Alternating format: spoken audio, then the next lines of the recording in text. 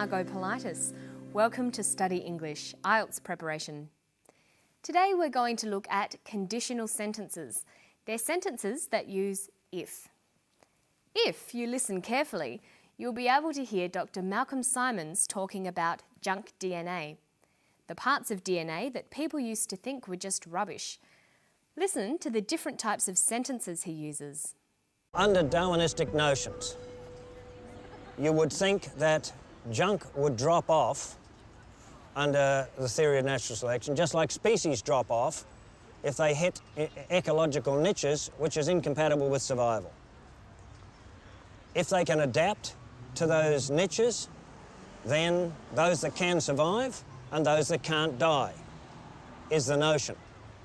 If you apply that to the DNA sequence, then the coding region genes which survive have a function. And by the way, the non-coding sequences have survived as well. So the proposition would have to be that if they're there, they've got a function. In listening to Dr. Simons, you can hear that he uses a variety of sentences. This makes for much more interesting language. You should practice using sentences of different lengths and types, especially complex sentences. Today we're going to look at one of the ways you can create complex sentences using an if clause. An if clause is a phrase that gives a condition that's necessary for something else to happen. They're often called conditional clauses. If means when, provided that, or on condition that. There are a few basic patterns for the if clause. Listen to this. If they can adapt to those niches, then those that can survive and those that can't die. So the proposition would have to be that if they're there, they've got a function. If they can adapt, then those that can survive.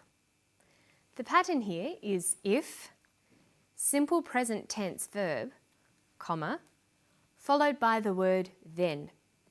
Then introduces a clause describing the consequences. Look at the second example in the extract. If they are there, they have a function. Notice that the then is left out in this example. Then is optional. He could have said if they are there, then they have a function. Let's look at some more. If you have a university education, then you have more opportunities. But the then is optional. You can leave it out. If you have a university education, you have more opportunities. Notice that this pattern can be reversed. You have more opportunities if you have a university education. We never include then when the pattern is reversed like this. Let's try with the example from the story. If they're there, they have a function. They have a function if they're there. Okay, now here's the second pattern for if sentences. This is for when the suggestion is less definite or less likely. If you had a university education, comma, then you would have more opportunities. The pattern here is if, past tense verb, comma, then, would plus the verb. If you had a university education, then you would have more opportunities. We use this pattern when we're talking about the future and about something that may not be as likely to happen. Compare these two patterns. If you study hard, then you will pass your test. If you studied hard, then you would pass your test. In the first example, it's a bit like making a useful suggestion. The second sentence is less definite and less polite. It suggests that the person doesn't study hard now. So that's two ways of making the conditional tense. How to say that one thing will happen or might happen if something else happens. There are other forms of the conditional tense too. If you learn them, then your English will improve. Okay, now we're going to look at ways of making opposites by using prefixes. Listen to Dr. Simons again. Under Darwinistic notions, you would think that junk would drop off under the theory of natural selection, just like species drop off if they hit ecological niches, which is incompatible with survival. If they can adapt to those niches, then those that can survive and those that can't die is the notion.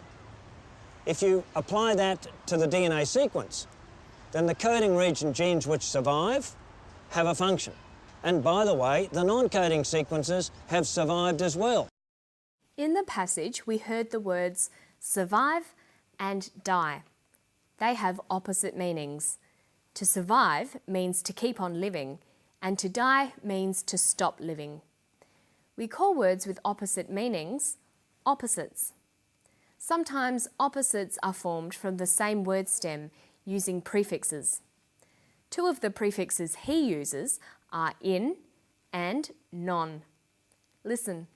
And by the way, the non-coding sequences have survived as well. He calls the junk DNA the non-coding sequences.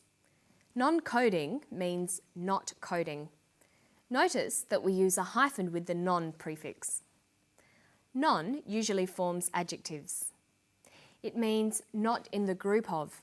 So we have non-European, non-Aboriginal, or non-government. Non can also just mean not, giving a negative sense to a word. Non-fiction, non-smoking, and non-stick. The prefix in is used with adjectives as well to make opposites. It forms words like insignificant, not significant, inexpensive, not expensive, intolerant, not tolerant. Another common opposite prefix is un. We can have unfair, unattractive, unusual, unnatural. But un can also be used with verbs. It means that an action is reversed. So we have undo, undress, or unbend. There aren't many rules about what sort of words take these prefixes. You'll have to learn most opposites one by one. A good way to do this is to try to find out the opposite every time you come across a new word. Finally for today, let's have a look at how you can form adjectives from people's names. Under Darwinistic notions, you would think that junk would drop off under the theory of natural selection. He says under Darwinistic notions. Darwinistic here is an adjective, but it's got a capital letter. Do you know why? Well, that's because it comes from the name Darwin, referring to Charles Darwin, who developed the theory of natural selection. But it's got two suffixes, ist and ick. The ick suffix forms adjectives that mean belonging to or like. So Darwinistic means like a Darwinist. But a Darwinist? Well, the suffix ist forms adjectives too, but it forms an adjective that describes a type of person with a certain set of beliefs. When ist is added to people's names, it means someone who follows that person or who believes in what they wrote or said. So we can have a Darwinist, someone who believes in Darwin's theories, or a Marxist, someone who follows the writings of Marx, or a Buddhist, someone who follows the teachings of the Buddha. Well, we're out of time for today. Remember to watch out for those opposites and try using if clauses. See you next time. Bye-bye.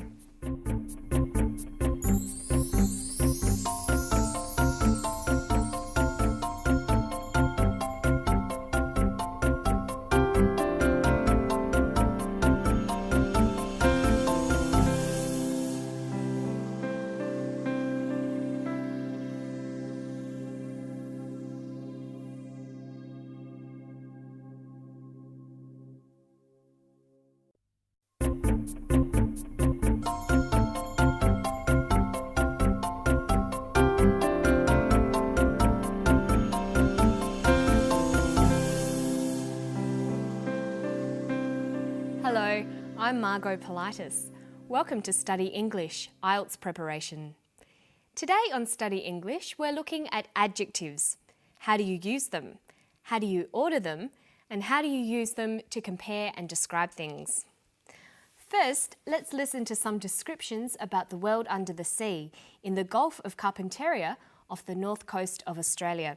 It's quite an amazing place. We know more about the surface of the Moon or the surface of Mars than we do about the seafloor.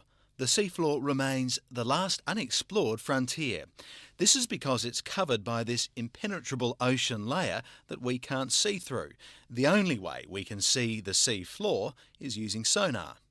The largest reef they mapped is about 10 or so kilometres across. It's an oval-shaped feature, so it covers around 100 square kilometres. Because of the fact that they are submerged in 30 metres or so of water, the reefs are very hard to see.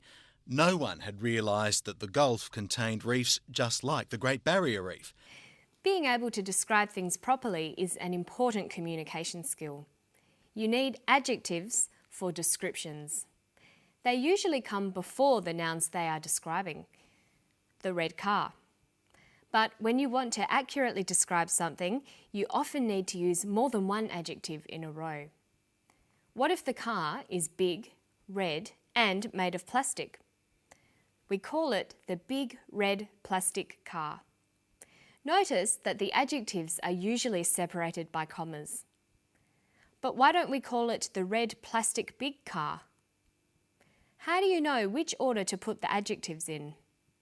Well, for native speakers, it's just that it sounds right. But luckily, there are some rules. It's called the Royal Order of Adjectives. Let's have a look at it. First, we have the determiner. That's articles, a, an, the. Numbers, or a word that describes the amount of something. It can also be the owner, the person or thing who the noun belongs to. So determiners can be a, the, many, some, or a name like John's. So we can have a car, many cars, John's car. The second type of adjective is opinion or observation. This tells you something about the quality of the noun. Useful, cheap, ugly, beautiful. Then we have size. For example, enormous, tiny, huge. Followed by age. It could be old, modern, 7-year-old. Then shape. Perhaps oval, circular, or flat. A colour, like white, black, or blue. Then we have adjectives that describe origin, where the noun is from. For example, Thai, Indonesian, Australian. Followed by material, what the thing is made of, like copper, plastic, or wooden. Lastly is the qualifier. This is something that's an integral part of the noun. Examples might be a rocking chair, a wedding ring, an electric oven. There are, of course, a few exceptions to these rules, but it's important that you learn them and practice them whenever you can. Have a look at these words and see if you can turn them into a phrase. Wooden, square, useful, box, lilies. Well, box is the noun, but what comes first? The determiner. Whose box is it? It's Lily's box. So lilies comes first. Then that's followed by the observation. The box is useful. Then the shape. It's square. Then finally the material. It's a wooden box. So we have Lily's useful square wooden box. Good. Now let's listen to some strings of adjectives from the clip. The seafloor remains the last unexplored frontier. This is because it's covered by this impenetrable ocean layer that we can't see through. The largest reef they mapped is about 10 or so kilometres across. She calls the seafloor the last unexplored frontier. Let's look at that phrase. Frontier is the noun. The other words are describing the noun. First we have the determiners, the and last. Last expresses a number, so it goes second. Then unexplored. That's an observation. It's a quality of the frontier. Okay, now what about this impenetrable ocean layer? Well, layer is the noun. All the other words are adjectives. This is the determiner. Impenetrable is an observation. It describes a quality of the ocean layer. Ocean here is the qualifier. Almost part of the noun, it's not just a layer, it's an ocean layer.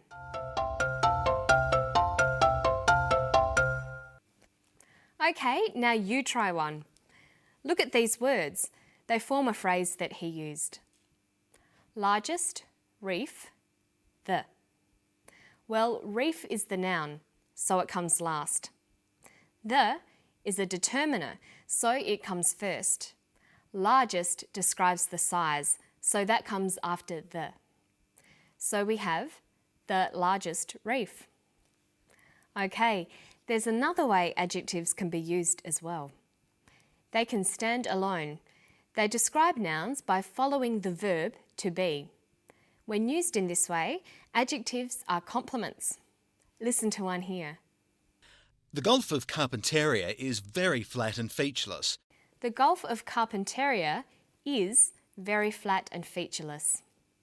In a phrase, this would be the very flat, featureless Gulf of Carpentaria.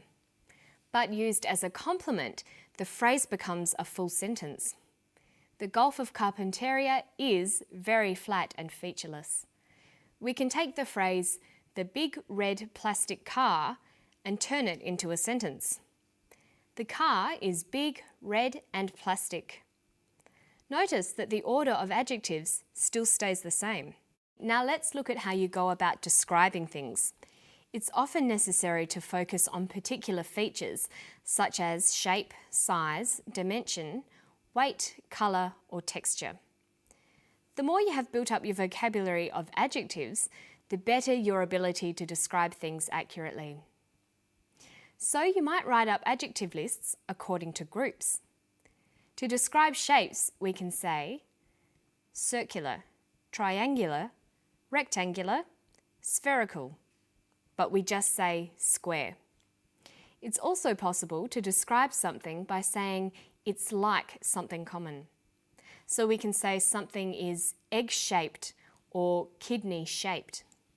Listen. The largest reef they mapped is about 10 or so kilometres across. It's an oval-shaped feature, so it covers around 100 square kilometres. When you're writing, you should always aim to make your descriptions as accurate as you can. But sometimes you can't be exact and you need to describe something approximately. The largest reef they mapped is about 10 or so kilometres across. It's an oval-shaped feature, so it covers around 100 square kilometres.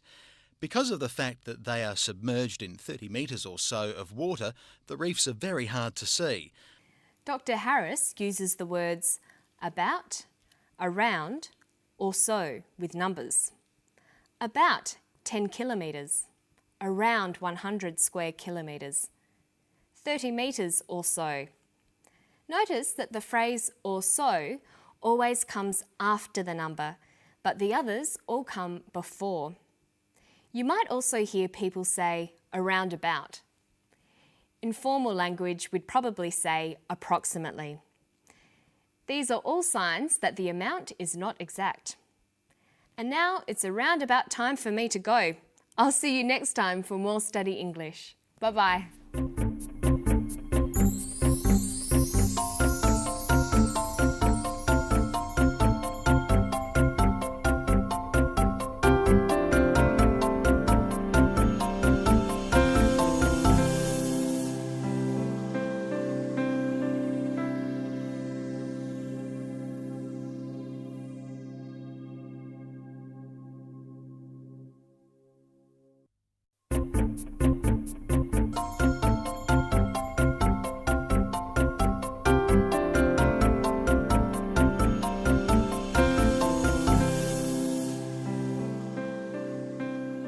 Hello and welcome again to Study English, IELTS preparation. I'm Margot Pilatus. If you've been on a flight recently, you will have heard about the danger of sitting still for a long time in an aeroplane, apart from the danger of boredom, that is. The danger is from a condition called deep vein thrombosis, or DVT. Today on Study English, we'll listen to a doctor talk about DVT. Then we'll look at how to talk about things that might happen in the future. Deep vein thrombosis is where a clot forms in the calf veins and occasionally in the veins of the leg, sometimes in the veins of the pelvis. And this is a great concern because the clot may dislodge, travelling with the flow of blood into the right side of the heart and from there into the lung. When we're travelling on long haul flights, several things happen. First of all, we're stationary. We're not moving our legs, so there's no physiological compression of the calf muscles. Blood tends to sit in the veins and make clot. Number two, the environment is dry. We dehydrate. We may drink some alcohol. We dehydrate even further. Alcohol is a diuretic agent. It results in us actually drying out, and that makes the blood a little bit thicker and stickier. And these factors lead to clotting. Sometimes, perhaps particularly in the economy section of an aeroplane, we may be a little bit cramped and our leg may be slightly compressed on the seat. This could further prevent blood flow back to the heart and trap blood in the leg where clotting may occur. Dr. Crantock was talking about things that could happen, may happen, or perhaps will happen in the future. Perhaps is an adverb. It's a word like maybe or possibly. It gives a statement the sense that the speaker is not sure if the thing will happen. Perhaps I will means the same as possibly I will or maybe I will. May and could are modal verbs. May has a number of meanings. The most common use is when you are asking permission. May I come in? Yes, you may. But the other use of may is to talk about possibilities in the future. I may come in tomorrow means in the future I will possibly come in, but it's not definite.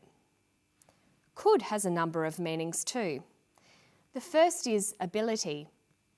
When I was little, I could swim, means when I was young, I was able to swim.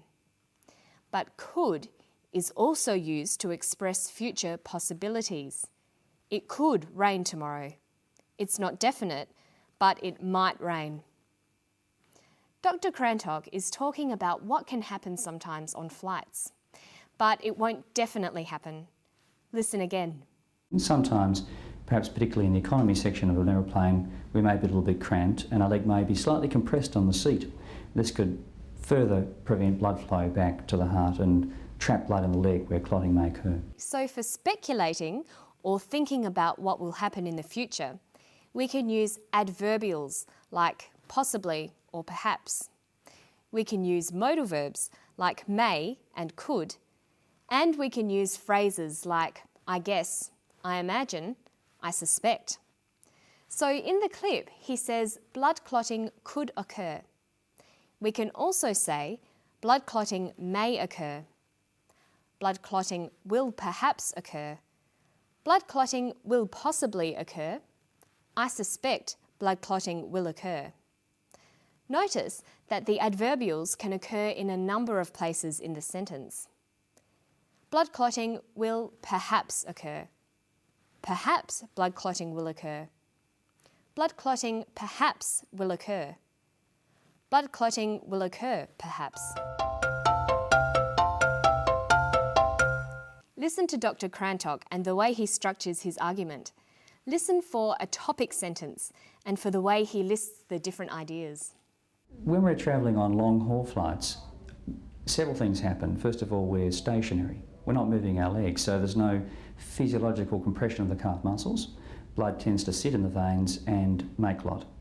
Number two, the environment is dry. We dehydrate. We may drink some alcohol. We dehydrate even further. Alcohol is a diuretic agent. It results in us actually drying out, and that makes the blood a little bit thicker and stickier. And these factors lead to clotting. The first sentence is the topic sentence. He said, when we're travelling on long-haul flights, several things happen. So we know from this topic sentence that he's going to tell us about travelling on long-haul flights. But there are lots of things you can say about travelling on long-haul flights, so he says something else in this sentence that gives us more information. He says, several things happen. This phrase is called the controlling idea. Every topic sentence has a controlling idea. It tells us what the focus of the paragraph will be. So he's going to be discussing several things that happen on long-haul flights. In the rest of the paragraph, he lists some of the things that happen. He raises the points one by one and discusses them in detail. When we're travelling on long-haul flights, several things happen. First of all, we're stationary. We're not moving our legs, so there's no physiological compression of the calf muscles. Blood tends to sit in the veins and make clot. Number two, the environment is dry. We dehydrate. We may drink some alcohol. We dehydrate even further. Alcohol is a diuretic agent. It results in us actually drying out, and that makes the blood a little bit thicker and stickier. And these factors lead to clotting. Dr. Crantock says, first of all, we're stationary.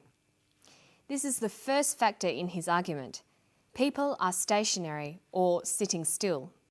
He says, number two, the environment is dry. This indicates it is the second factor in his argument. Moving on through the argument, you can keep discussing factors by using transition signals, such as another factor is, in addition or additionally, furthermore, above all. You could also use next, but this is quite informal as well. The last reason or item in the list could be introduced by lastly or finally. It's good practice to watch out for these transition devices when listening to someone talk. They'll help you to follow an argument more clearly.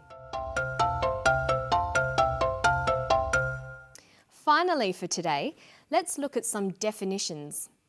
Dr. Crantock gives a definition of the condition he is talking about because it's an unusual medical term.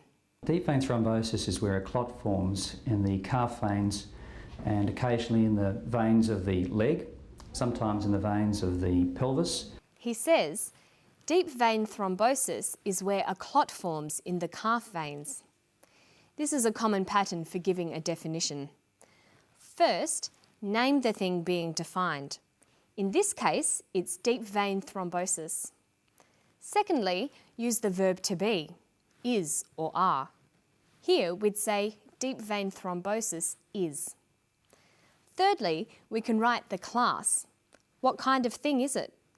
In this case, DVT is a medical condition. So we might have deep vein thrombosis is a condition. Next, we use a word like which, who, where, or that. Deep vein thrombosis is a condition where. And finally, we give the characteristics of the thing. This could be a physical description or a description of behaviour. In the case of a medical condition, this would most commonly be the symptoms or effects of the condition.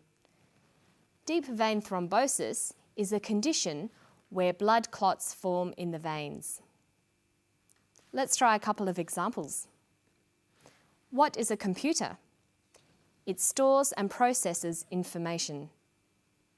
A computer is a machine that stores and processes information. What is an accountant? Well, we have the phrase analyses and deals with finances. An accountant is a person who analyses and deals with finances. And what is the time? The time is something that we have run out of for today. See you next time on Study English. Bye-bye.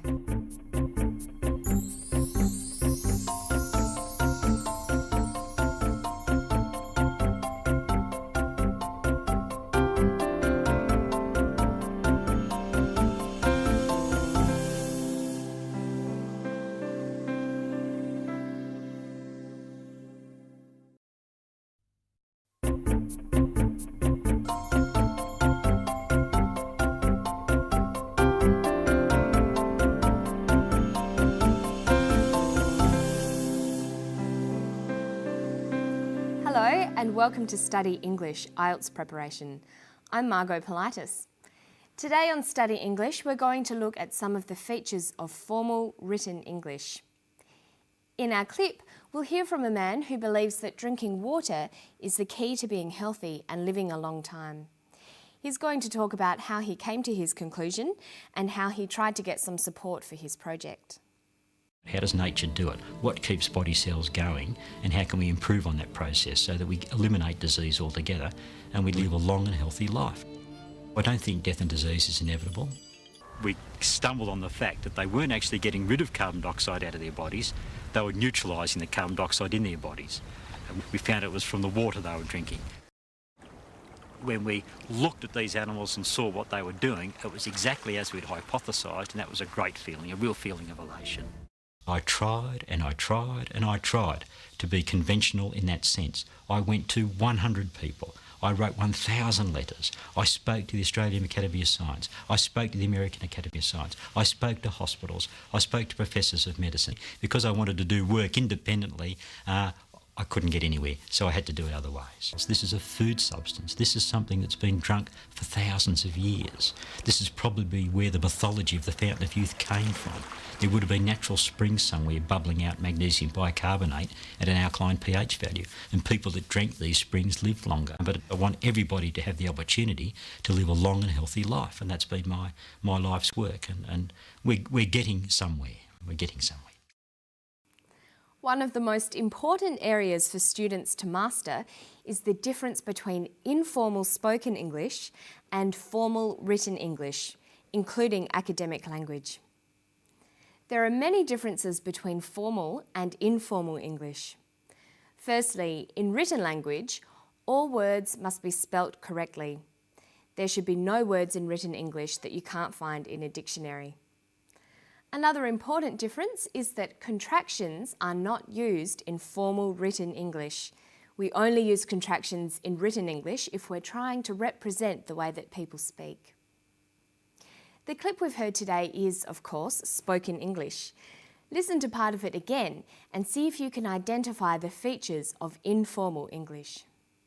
But I want everybody to have the opportunity to live a long and healthy life, and that's been my life's work, and we're getting somewhere. We're getting somewhere. When Dr. Beckett is speaking, he uses a number of contractions. He says, "That's been my life's work," and "We're getting somewhere." That's is short for that is, and where is short for we are. So if we were writing these statements, we'd write, "That has been my life's work. We are getting somewhere." There are many common contractions. By using them in your spoken language, you'll sound more natural, but be careful to write them out in full informal situations. Watch for not words like couldn't, could not, wouldn't, would not, shouldn't, should not, won't, will not, and don't, do not.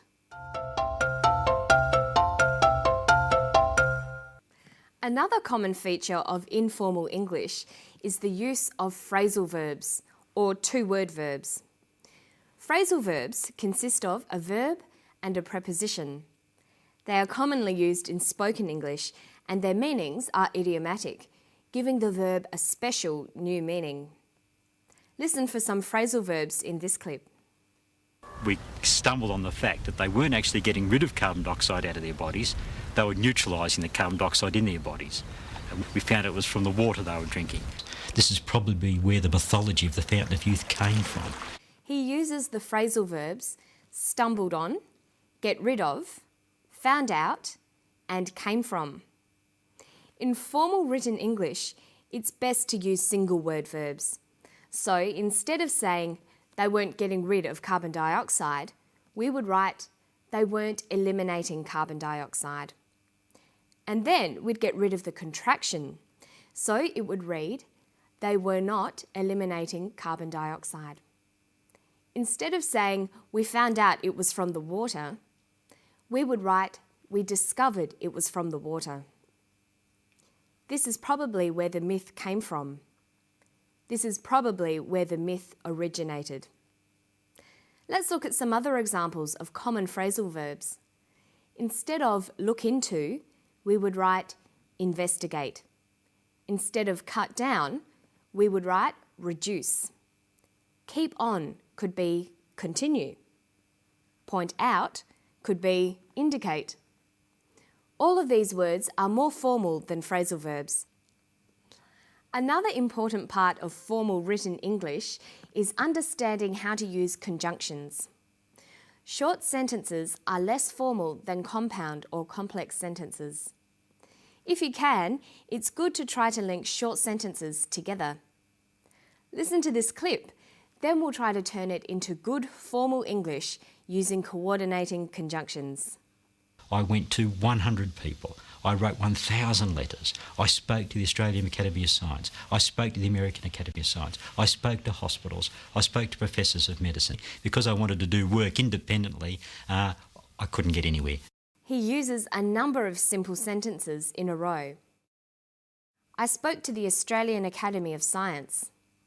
I spoke to the American Academy of Science. I spoke to hospitals. I spoke to professors of medicine. These could become, I spoke to the Australian Academy of Science, comma, the American Academy of Science, and hospitals. I also spoke to professors of medicine. There are some rules to be aware of when you're using conjunctions. In formal English, we don't start sentences with coordinating conjunctions. Words like and but are joining words. They are not used to begin sentences. Listen to Dr. Beckett again. Notice how he uses conjunctions to start his sentences. There would have been natural springs somewhere bubbling out magnesium bicarbonate at an alkaline pH value, and people that drank these springs lived longer. But I want everybody to have the opportunity to live a long and healthy life, and that's been my life's work. He uses the word and to begin a sentence. If we were writing a formal report or essay, we would have to find other words to replace and. We could begin the sentence with furthermore, in addition, or moreover. We could replace the word but with the word however. You should make lists of these alternative words so you use a variety of them in your written language. It's important to avoid repetition in your formal written English. Of course, repetition can be used to add emphasis in spoken English. You might hear people say things like, I really, really like that. But in formal academic writing, you should find other ways of adding emphasis. Listen to the way he uses repetition. I tried and I tried and I tried to be conventional in that sense. I went to 100 people. I wrote 1,000 letters. I spoke to the Australian Academy of Science. I spoke to the American Academy of Science. I spoke to hospitals. I spoke to professors of medicine. Because I wanted to do work independently, I couldn't get anywhere. I tried and I tried and I tried. To make this sentence more formal, you could either just drop the repeated verb or use an adverb like repeatedly. We could just write, I tried, or I tried repeatedly. Another way you can make your language more formal is to use the prefix re to indicate a repeated action. This doesn't apply to all verbs. Look at this sentence. He played and played the song again and again. We could write formally, he replayed the song repeatedly. And why don't you try practicing ways of making spoken language more formal? Or looking at ways that you can take formal written language and turn it into conversational English. That's all for today. I hope I'll see you next time on Study English. Bye-bye.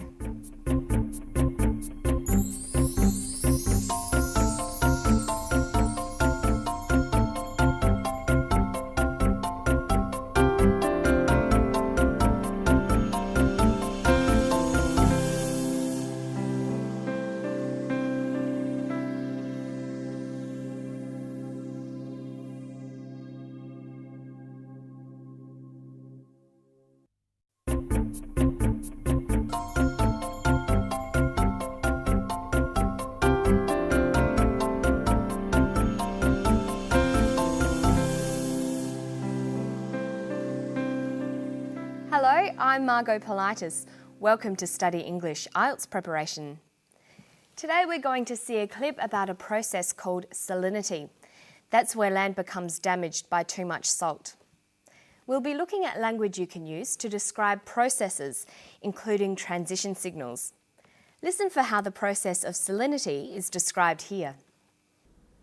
One of the main causes of salinity is waterlogging.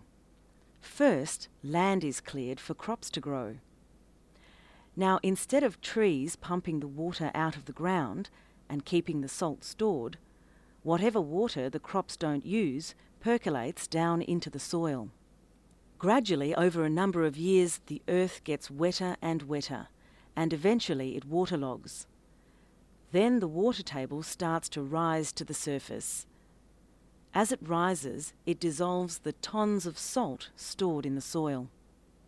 Once the water table comes to within 2 meters of the surface, it begins to evaporate. Lastly, the sun extracts the moisture from the ground, leaving the salt concentrated on the surface. The first casualties of this dramatic land change and the dry land salinity that it causes are ecosystems. We heard a description of a process. A process has a number of steps from beginning to end. When describing a process, the first sentence or topic sentence should tell us what the main idea of the paragraph is and what the process is leading to. Listen to the topic sentence. One of the main causes of salinity is waterlogging. One of the main causes of salinity is waterlogging. This topic sentence tells us that the paragraph is about salinity, that is, land becoming salty. And this sentence tells us that one of the main causes of this problem is waterlogging. So from this sentence, we expect that the paragraph will be about the process of land becoming waterlogged, leading to salinity. When we describe a process, it is important that the reader understands when each part of the process happens, what order things happen in. Listen again to the passage and watch for the words that order the stages of the process. First, land is cleared for crops to grow.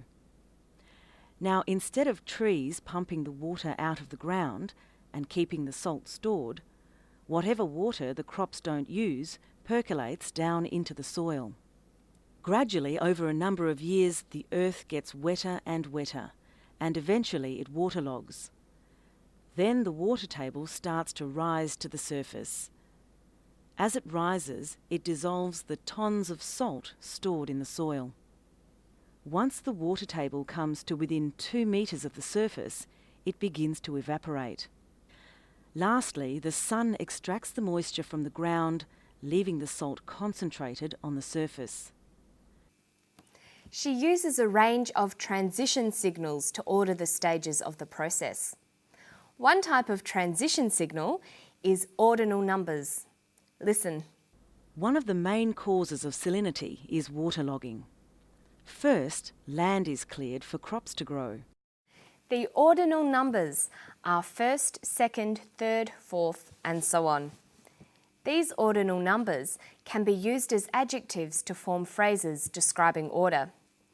We can either just start the sentence with first comma, second comma, or we can use them in phrases like these. The first step is. The second stage begins when. The third part is. We can also add ly to ordinal numbers to make adverbs. Firstly, secondly, thirdly, fourthly, etc. Using these words is a very common and simple way of ordering stages in a process. You can also use them to organise any group of ideas, examples or points in an argument. Another type of transition signal she uses is time phrases. Gradually, over a number of years, the earth gets wetter and wetter. Gradually, over a number of years, the earth gets wetter and wetter. The phrase gradually, comma, over a number of years, comma, tells us that this part of the process takes place gradually, slowly, over a number of years, over many years. It is a long, slow process. Over a number of years is a time phrase. Using time phrases helps to make the descriptions of processes clearer. Other useful time phrases you might come across are at this stage, during this process, after several days. All of these phrases tell us when or for how long that stage in the process takes place. Listen again. Then the water table starts to rise to the surface. As it rises, it dissolves the tons of salt stored in the soil. She says, as it rises. The word as tells us that two actions are taking place together or simultaneously. While the water table is rising to the surface, it dissolves the salt. Other phrases indicating two actions taking place at the same time could be at the same time, meanwhile. There are some other adverbs you can use as transition signals. Which ones were used in the passage? Listen. Now, instead of trees pumping the water out of the ground and keeping the salt stored, whatever water the crops don't use percolates down into the soil. Gradually, over a number of years, the earth gets wetter and wetter, and eventually it waterlogs. Then the water table starts to rise to the surface. As it rises, it dissolves the tons of salt stored in the soil.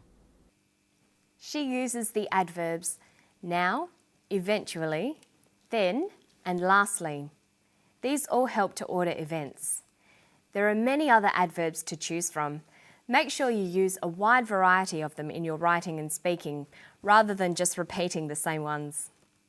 Others include finally, subsequently, later, afterwards. Okay, we're going to finish today by looking at some pronunciation. There are a number of English words that can be used as both nouns and verbs. However, in many cases, the pronunciation of these changes. This can be quite difficult to get used to. Listen to the word extracts in the passage. Lastly, the sun extracts the moisture from the ground, leaving the salt concentrated on the surface. The sun extracts the moisture. Extracts here comes from the verb to extract. Where is the emphasis or stress in this word? It's on the second syllable, extract. But extract is also a noun. When it's a noun, it's pronounced extract. The emphasis is now on the first syllable. And this pattern of first syllable emphasis for the noun form and second syllable emphasis for the verb form is repeated with other words. We have to extract and an extract, to contract and a contract, to construct and a construct. And there are lots of others. We have produce, that you eat, and to produce, to make. We have subject and object, but subject and object. Let's test you. Try reading these sentences.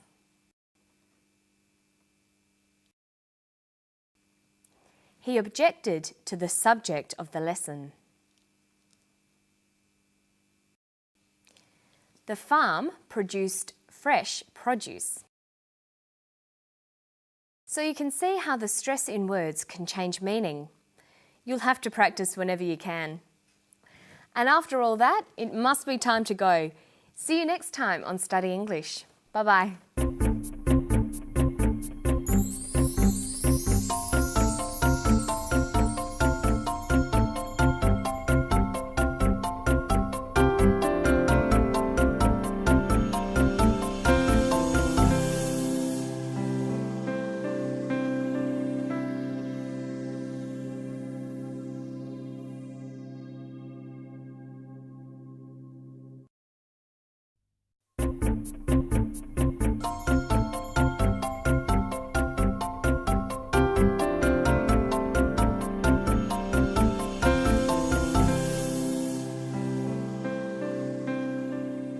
Hello, I'm Margot Politis.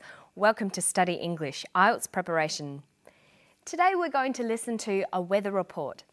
We're going to listen for numbers and practice saying and spelling them. Listen to the weather in Sydney. Good morning. It looks like being another glorious summer day in Sydney. Temperatures will range from a minimum of 16 degrees in Richmond and 17 degrees in the city, with maximum temperatures reaching the high 20s, with 29 in Richmond and 27 in the city by early afternoon. This summer promises to be the warmest since 1987. The average minimum for this time of the year is 15 degrees Celsius and the average maximum is 22. Humidity will be high again today, ranging from 80 to 90% across the metropolitan area and possibly for the next 5 or 6 days. Sunrise will be at 5:45 a.m. and the sun will set at 7:43 p.m. The next full moon will be on December the 9th. For those interested in fishing and surfing, windy conditions will prevail all day, with winds gusting from the southeast from 10 to 15 knots, then easing to 10 to 11 knots by late afternoon. Swells along all Sydney beaches will range from 1 to 1.5 metres. So counting and numbers are a very important part of language. You need them to talk about how much things cost, what you earn, telephone numbers, visa cards, passports, addresses and dates. Being able to listen for and understand numbers is an important academic skill. There are some conventions you need to learn, and you'll need to do a lot of practice listening for and saying numbers. Let's get started. Listen to these pairs of numbers. 13, 30, 14, 40, 15, 50, 16, 60. Now you try these ones. 17, 70. 18, 80. 19, 90. They sound very similar. You'll need to listen carefully so that you don't get these mixed up. Temperatures will range from a minimum of 16 degrees in Richmond and 17 degrees in the city. Humidity will be high again today, ranging from 80 to 90% across the metropolitan area. The temperature in Richmond is 16 degrees Celsius. The humidity is 80 to 90%. Did you hear these numbers correctly? If you don't understand what someone said, ask them to repeat and stress the key syllable. And that will be $16. Did you say 16 or 60? Usually the first syllable in a number is stressed. 16, 60. Notice that it's the final N in teen that you have to be careful with. Teen, T.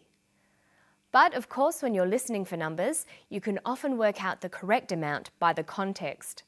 Try to always be aware of what seems right, even if you didn't quite hear properly. Pronunciation of years can sometimes be difficult as well. Listen to the clip. This summer promises to be the warmest since 1987. 1987. 1987. Notice where the stress comes. 1999. Let's practice some more. 2001. 1932.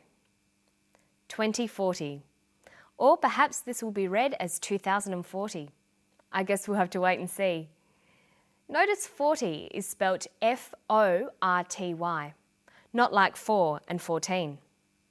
Okay, now let's look at temperatures. Temperatures will range from a minimum of 16 degrees in Richmond and 17 degrees in the city. Temperatures will range from 16 degrees Celsius. We write that as 16 degrees Celsius with a capital C. If it was in Fahrenheit, we'd write 16 degrees Fahrenheit with a capital F.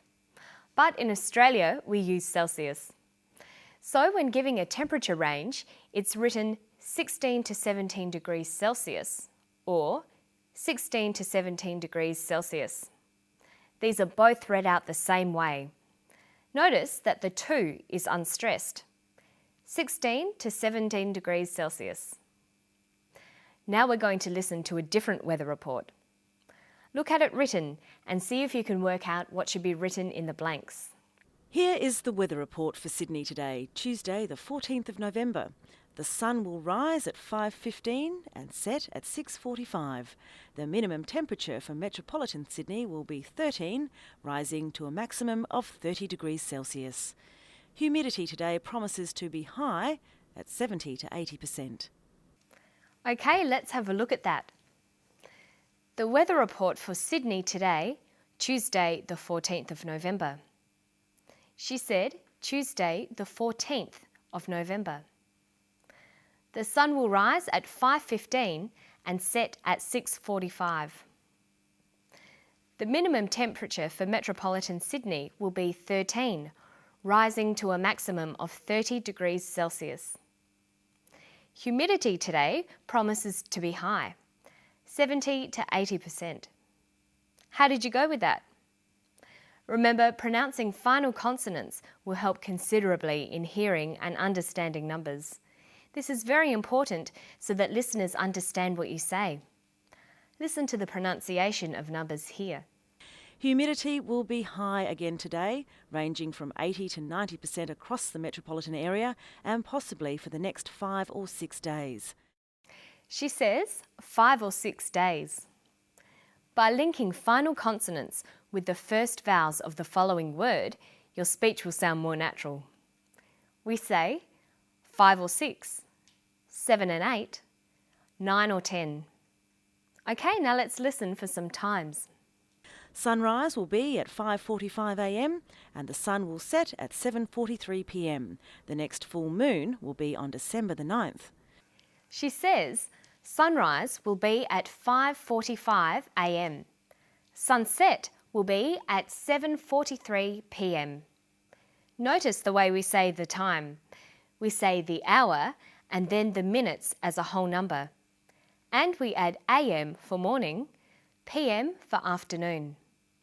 5:45 AM, 7:43 PM. But there are a number of different ways of saying the quarter hours.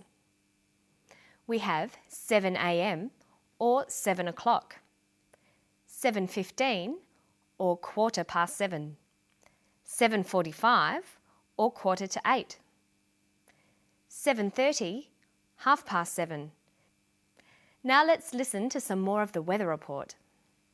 For those interested in fishing and surfing, windy conditions will prevail all day with winds gusting from the southeast from 10 to 15 knots, then easing to 10 to 11 knots by late afternoon. Notice that she says, for those interested in fishing and swimming. Interested here is a past participle, but it's used as an adjective. English verbs have two sorts of participles, present and past. So the regular verb to interest has interesting, interested. Bore, boring, bored. Tire, tiring, tired. Excite, exciting, excited. When we want to say how we feel about something, we can use the past participle. I am interested in science. I am bored with reading. I felt tired after that walk. But when we're describing the qualities of a person or thing, we use the present participle. Science is interesting. A good way to remember these is to make sure you always write a table with the past and present participles together. You'll notice that the present participle usually ends in ing and the past participle ends in ed. But of course, there are always irregular verbs to watch out for as well. And that's all for Study English today. Hope you keep practicing those interesting participles. They should keep you interested. See you next time. Bye-bye.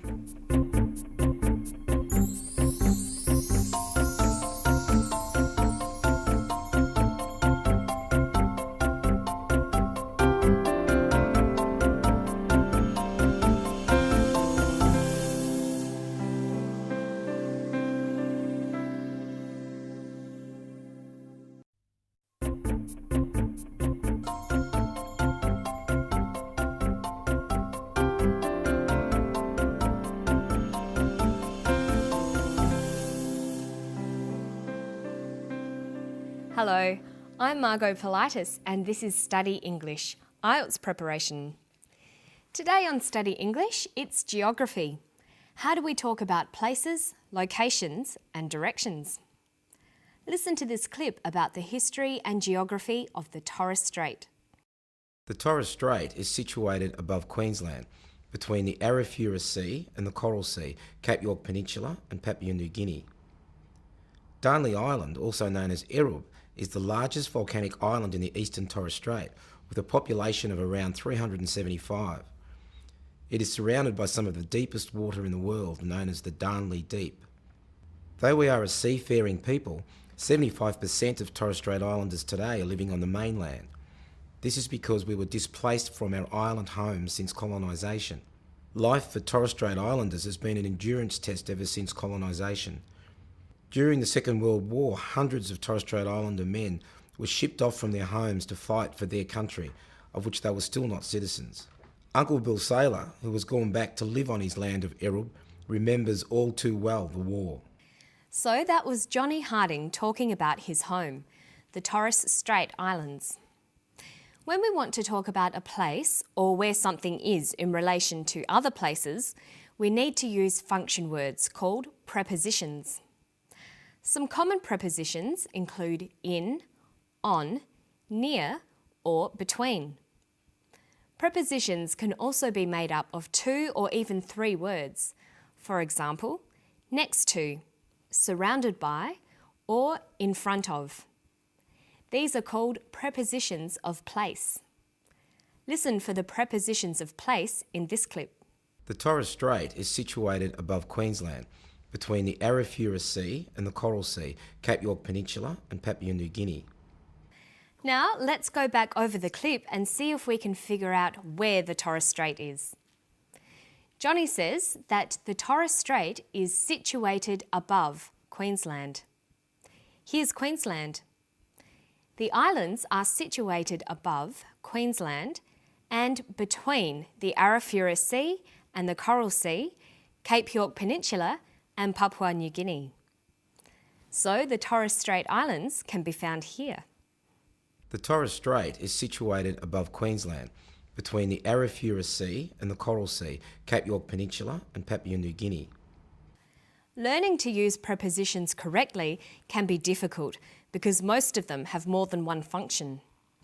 There are not many rules to help you choose correctly, so you need to learn each expression separately. Look at the use of prepositions in the following. Meet me at the front door of the department store in George Street on the corner. In English, we say at a location, in the street, but on the corner. The general rule is that we use in to talk about large areas. For example, I live in an apartment block in Sydney, in Australia. Use at for particular locations. I live at number 2 West Street. Use on to say things like, my house is on the corner, or I live on the second floor. And here's a quick exercise on prepositions. Try describing the position of things in the picture. Choose from in, on, near, between, above, next to, in front of. The chair is the table. The chair is in front of the table. The orange is the bowl. The orange is in the bowl. The cup is the vase and the book. The cup is between the vase and the book. And why don't you try more of these exercises at home? Listen for some more prepositions. Darnley Island, also known as Erub, is the largest volcanic island in the eastern Torres Strait, with a population of around 375. It is surrounded by some of the deepest water in the world, known as the Darnley Deep. Though we are a seafaring people, 75% of Torres Strait Islanders today are living on the mainland. This is because we were displaced from our island homes since colonisation. Okay, so we can use spoken and written descriptions to talk about a number of different subject areas. In social settings, we can describe people, family, or relationships. In physical settings, we can describe geography, landscapes, and other places. But whatever you're describing, it's important to organise and structure your language. You need to carefully plan what you're going to say and the order you want to say it in. If you're describing a country, it's helpful to list the features you want to concentrate on.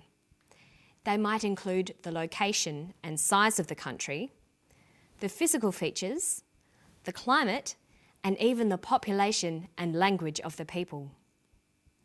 Listen to all the information in the clip about Torres Strait. Can you hear what type of information the speaker is giving us? The Torres Strait is situated above Queensland, between the Arafura Sea and the Coral Sea, Cape York Peninsula and Papua New Guinea. Darnley Island, also known as Erub, is the largest volcanic island in the eastern Torres Strait, with a population of around 375. It is surrounded by some of the deepest water in the world, known as the Darnley Deep. Though we are a seafaring people, 75% of Torres Strait Islanders today are living on the mainland. We heard information about the location and physical features of the islands, as well as about the population. He could have included information about the economy, customs, festivals, or food. There are many choices. If you're writing about a place, the first step is to decide which features you want to describe. The next step is to organise the description. When writing about a place, punctuation is another important tool to help organise your writing and give it meaning. The rules for punctuation are different in all languages, and knowing which letters to capitalise is a key part of punctuation. The rules about which words to capitalise need to be learnt. Let's review some of these rules, and then we'll go back to the clip and look at how some of these rules apply.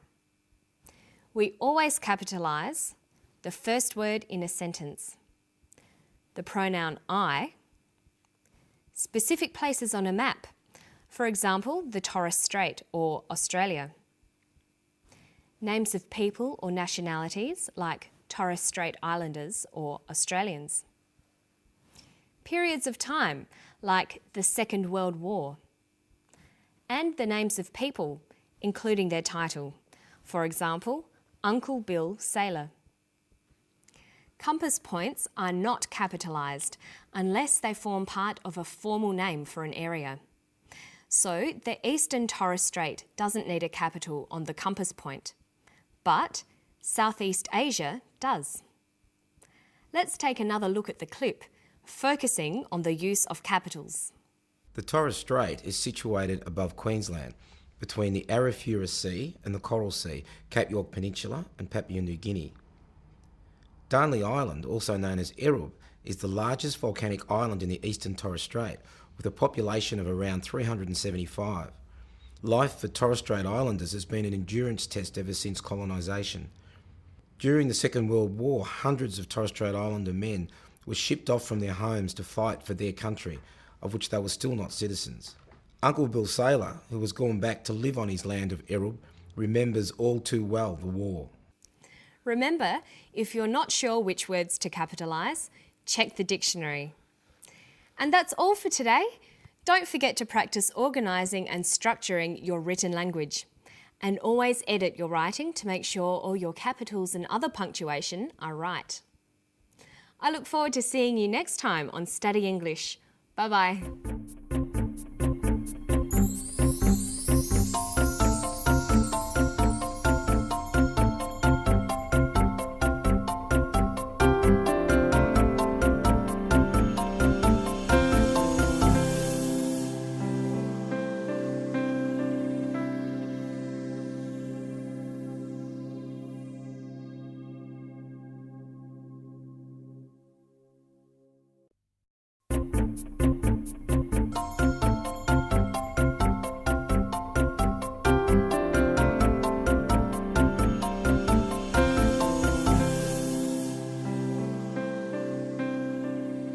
Hello, I'm Margot Politis. Welcome to Study English, IELTS preparation.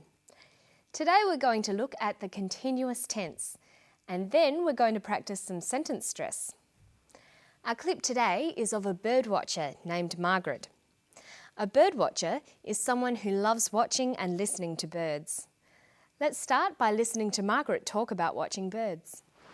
Some people think it's a bit of a strange pleasure, but it's always interesting. It's interesting to see what they're doing. We saw them sheltering under the banks as we came around and so on, and they have to live in it, so why shouldn't we?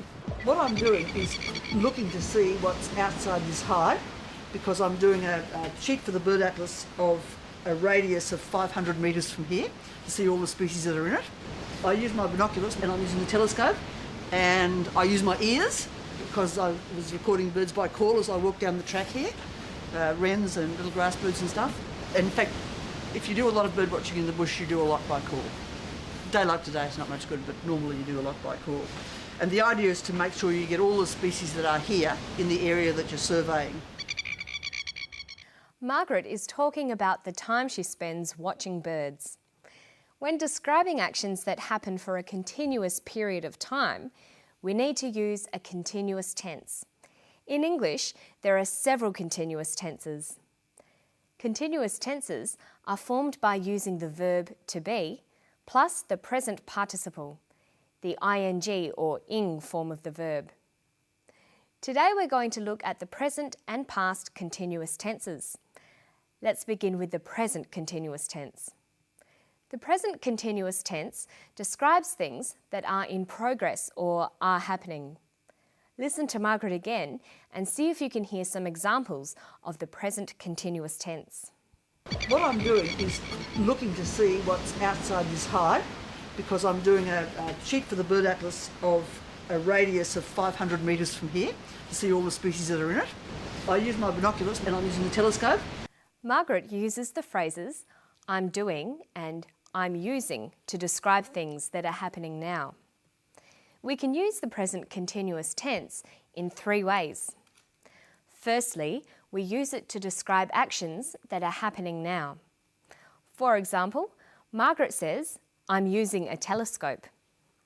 We also use this tense to refer to actions that are happening soon. This is the future aspect.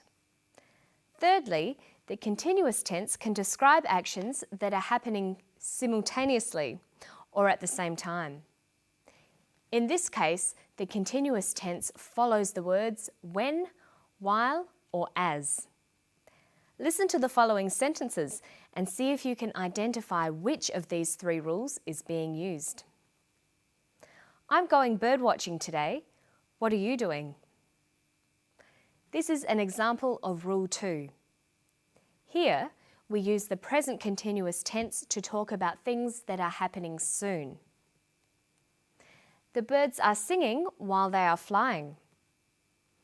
This is an example of Rule 3 because we are describing two things that are happening at the same time, singing and flying. It's a good idea to practice recognising these. But now, let's take a look at the past continuous tense.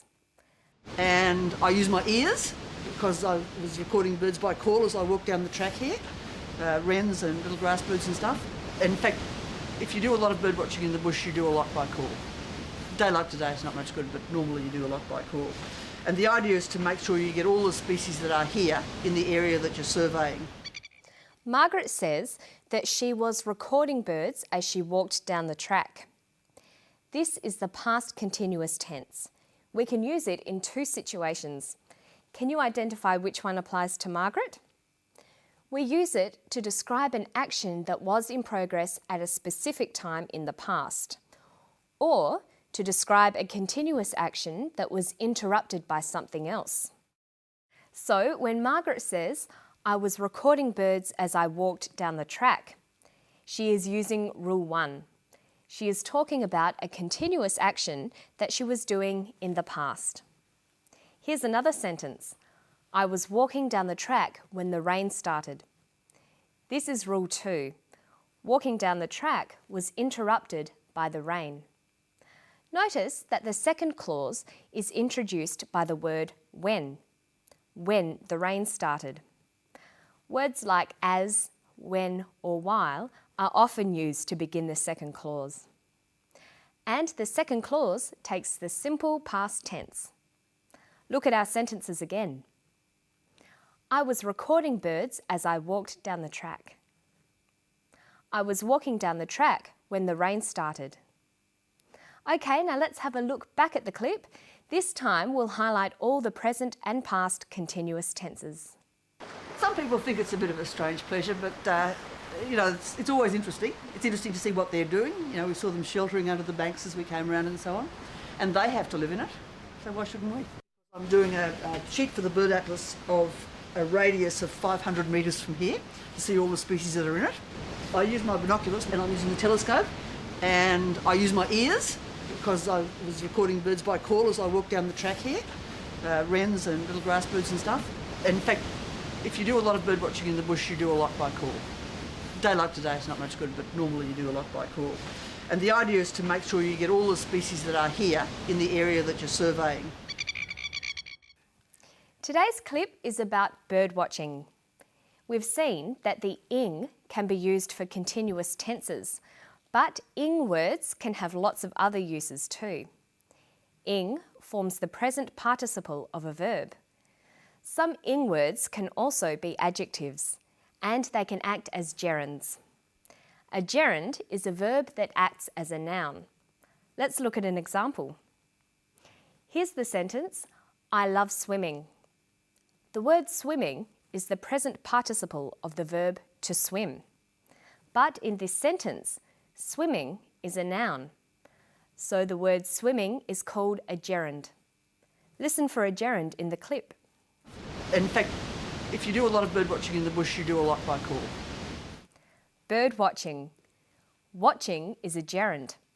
It's a verb that's used as a noun.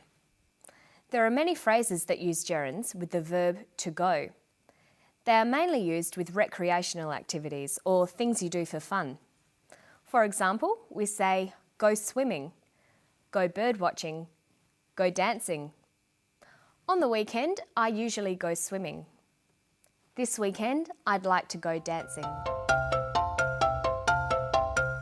Finally today, we're going to look at some sentence stress and rhythm. When we talk about rhythm in English, we mean the beat of the language.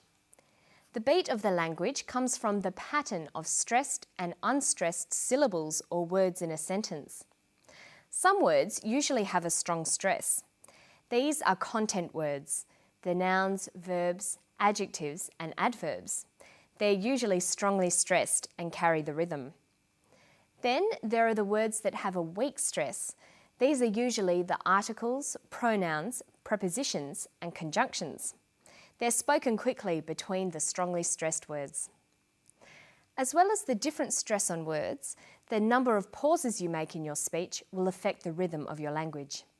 It helps listeners tell what is important and what is secondary information. You should practice reading using different beats and see how this affects the meaning. Notice how I can read the numbers 1, 2, 3, 4, or 1 and 2 and 3 and 4. Here, the words I'm stressing are the numbers 1, 2, 3, 4. The less important words are squeezed in between the beats. The more squeezed in, the shorter they become. 1 and a 2 and a 3 and a 4. 1 and then a 2 and then a 3 and then a 4. And that's all for Study English today. Make sure that you listen out for the rhythm of people's speech. Copying native speakers is the best way to learn the stress and the beat. And I'll see you next time on Study English. Bye.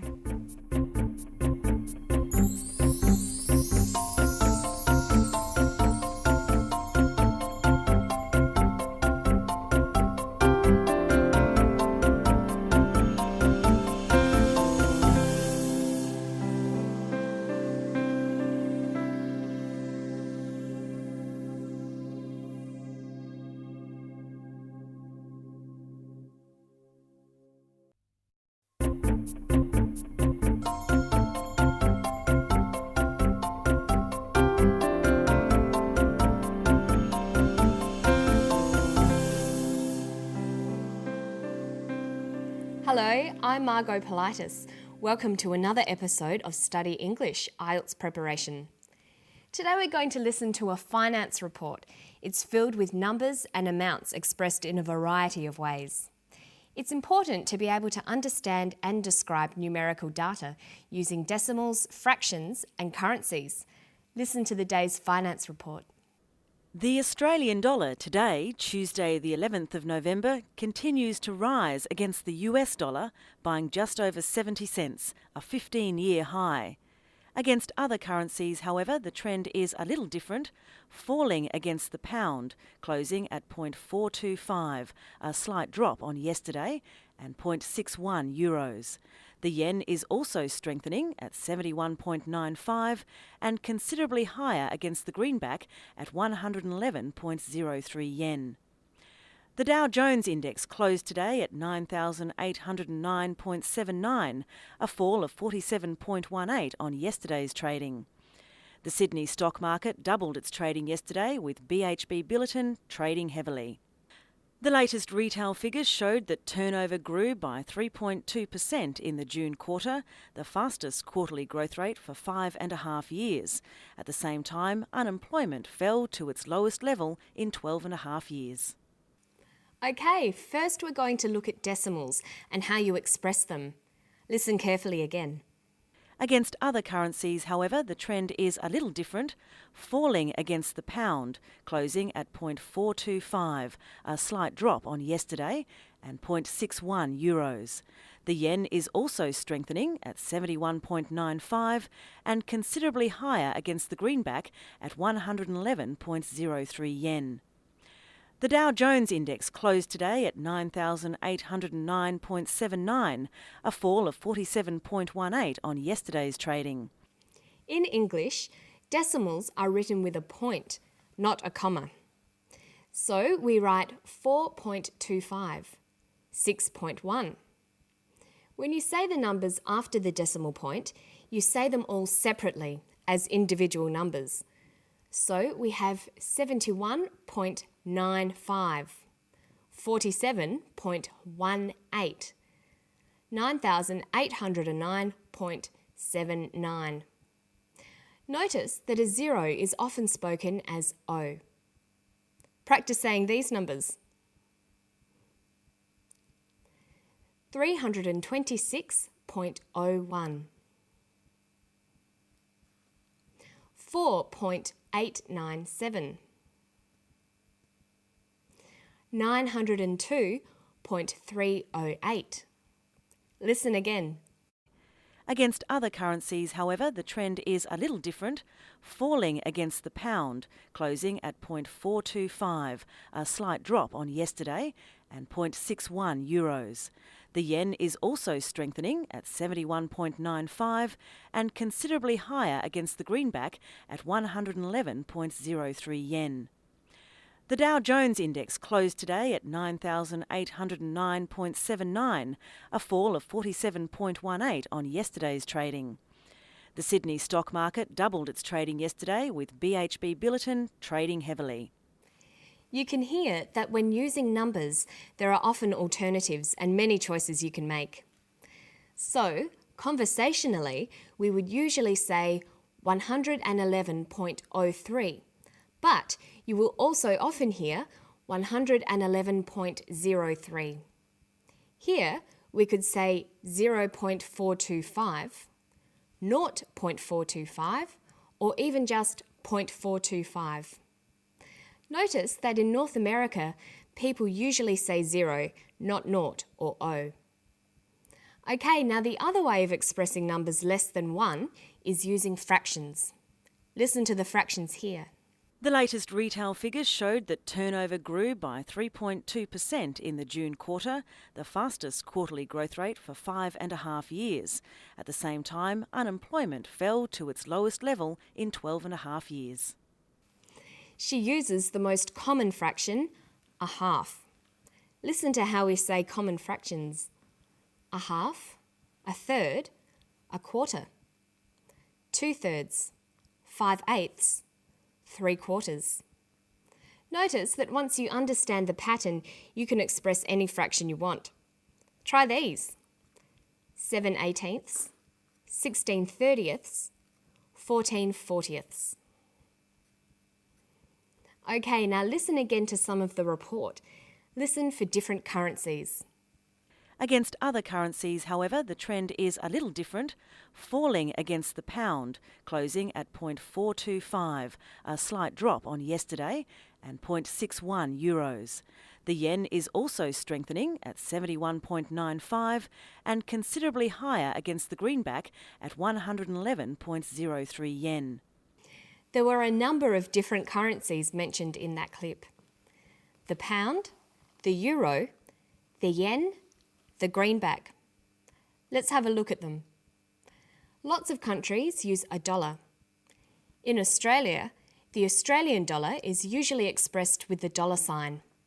But internationally, it's written like this, AUD. We read this the Australian dollar. In the United States, they use the dollar as well.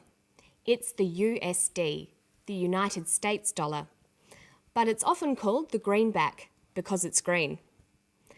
In Great Britain, they use the pound. It's written GBP, but it's often called the pound sterling. In the European Union, they use the euro dollar, written like this, EUR. In Japan, it's the yen, written JPY.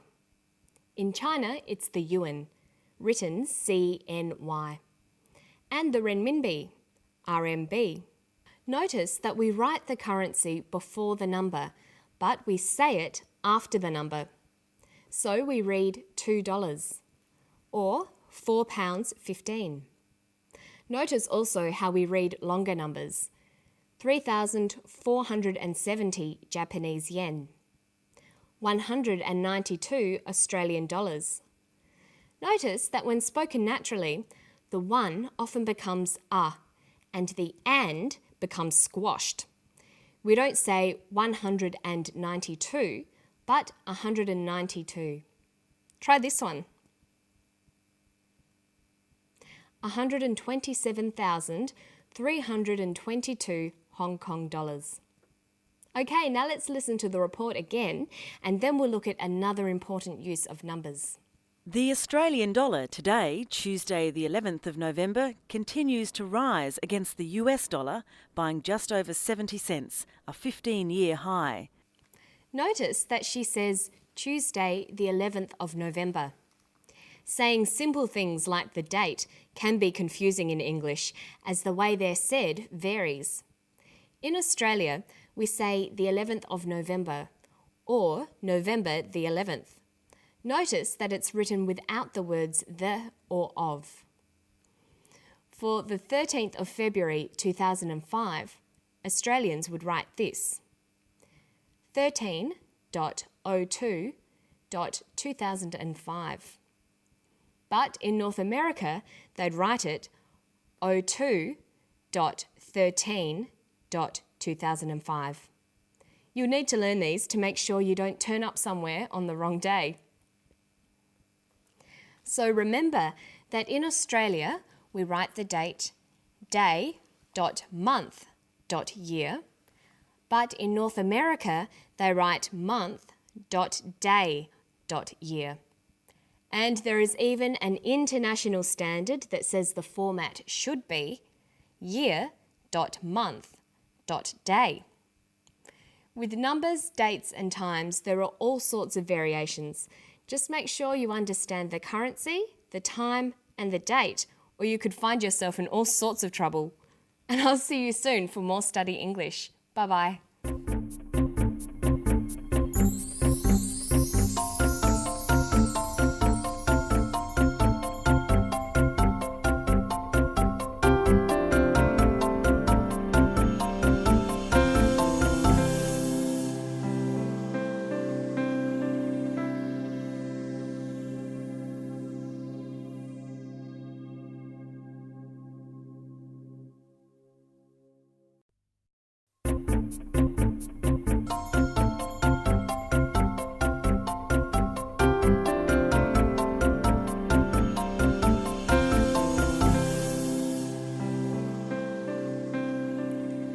and welcome to Study English IELTS Preparation.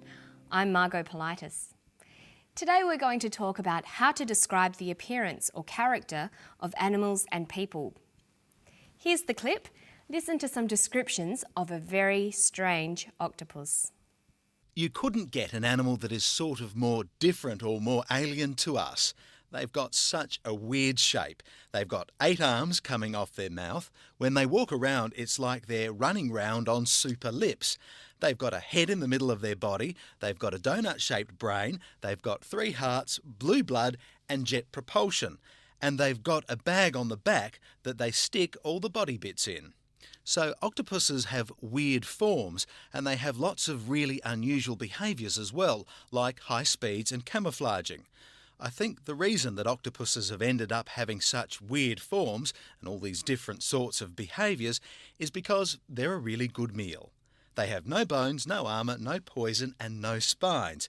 They're popular prey, so they have to be very fast and clever at squeezing through tiny holes and really good at hiding from animals that want to eat them.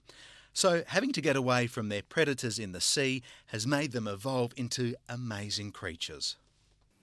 So they certainly are very strange creatures. Let's begin today by talking about how we order descriptions. When you write something down, you will have already thought about what you want to say. The next step is to decide how you want to structure your description. Today's description of an octopus starts with an interesting statement telling us how strange and unusual the octopus is compared to humans. This is to attract the attention of the reader or the listener. Let's listen. You couldn't get an animal that is sort of more different or more alien to us. They've got such a weird shape. Then the description focuses on the appearance of octopuses, the way they look. They have a weird shape. Which of the octopus's characteristics is described next? So octopuses have weird forms, and they have lots of really unusual behaviours as well, like high speeds and camouflaging. He talks about the behaviours of the octopus. So he begins by talking about the way an octopus looks, and then he talks about its behaviours, the way it acts. There are many other headings we could use to organise a description of something. For example, if you want to describe a person, you might think about their age, height, hair, eyes, face, skin, or other features. For example, how would you describe this person? She has brown hair and brown eyes. Her face is long and narrow. Her skin is tanned. We could also say that she is of average height and has a slim build. You might even want to guess how tall she is. In Australia, we use centimetres to measure height, but many people still use feet and inches to describe height. So we might say she is 5 feet 6 inches or 167 centimetres tall. Have a look at these pictures. Which person has brown hair, blue eyes, a round face and freckles? Well, they both do. Which person is a teenager with long, straight hair and big eyes? Which person is middle-aged with frizzy hair and glasses? You can see that the same person can be described in different ways, depending on what you want to focus on.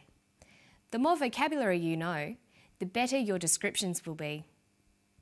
Now, listen for another way of describing a person or animal. They've got a head in the middle of their body, they've got a donut-shaped brain, they've got 3 hearts, blue blood and jet propulsion. The octopus has a donut-shaped brain. There's not many people you could say that about. But when describing things, it can be useful to compare something with a common shape.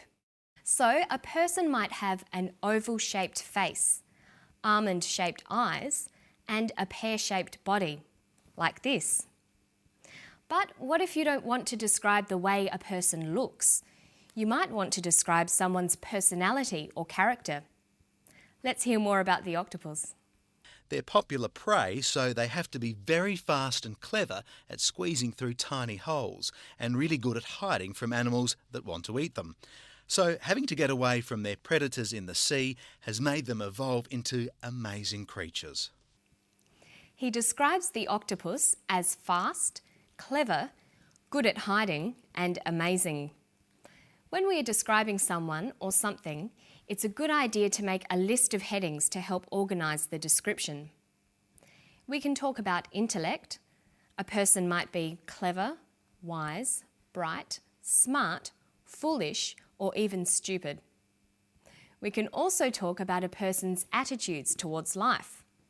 We could say a person is sensible, introverted, extroverted, optimistic, or pessimistic. Or we might talk about their attitudes to people. Are they polite, generous and kind, or are they impolite, greedy and mean? And we can describe someone's behaviour too. Are they positive, interesting and confident? Or are they negative, boring and shy? When learning to describe people, it's a good idea to be familiar with opposites like these. This will help you build your vocabulary very quickly. Do you know the opposites of these words? Cruel, extroverted, courteous, generous, bright. The opposites are kind, introverted, rude, selfish, and stupid. Sometimes it sounds better to use one of the more positive words to describe someone. Mary was really cruel. You could say, Mary was not very kind. I think Kylie is rude. I think Kylie is not always polite. Now let's work on building up your vocabulary about body parts. We'll begin by listening to the clip again. Listen for words that describe the body parts of the octopus. They've got such a weird shape. They've got 8 arms coming off their mouth. When they walk around, it's like they're running round on super lips. They've got a head in the middle of their body. They've got a donut-shaped brain. They've got 3 hearts, blue blood and jet propulsion. And they've got a bag on the back that they stick all the body bits in. He uses the words mouth, arms, lips, head, body, brain, heart, blood and back. These all refer to parts of the body that you might want to describe, so it's important to know them. The easiest way to remember large families of words like these is to have a system. You should organise the words by association. For example, you could begin with the face and remember all the words that relate to the face: eyes, mouth, nose. Then you could work on the body and all the words that go with it: spine, blood, bones. And then you can do this for the head, the legs, the arms. Rhymes can also be helpful when you're trying to remember new words. A rhyme that Australian children learn in school is head and shoulders, knees and toes, eyes, ears, mouth and nose. Or maybe you could try to find words with similar sounds and group them together. Practicing them can also help with pronunciation. Some good examples are ch words, chest, chin and cheek, or K sounds, ankle, skull, back and knuckle. Or words that start with H, head, hip, heel, hand, heart. In this way, you'll be able to practice body parts and pronunciation at the same time. And make sure you learn the more unusual body parts as well. And that's all for today. Don't forget to practice all the things we've learned today, and I'll see you next time. Bye-bye.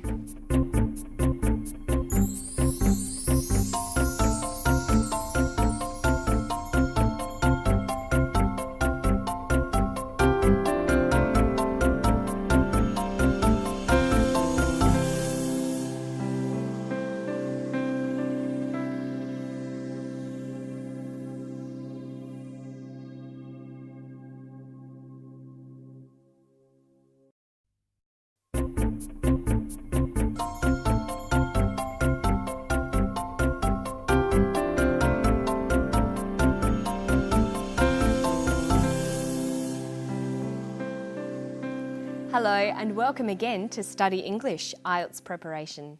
I'm Margot Politis. Today we're going to look at intonation, how we use a rising or falling tone of voice to convey meaning. And we'll also have a quick look at how to use commas. But first, let's watch a clip about sleep.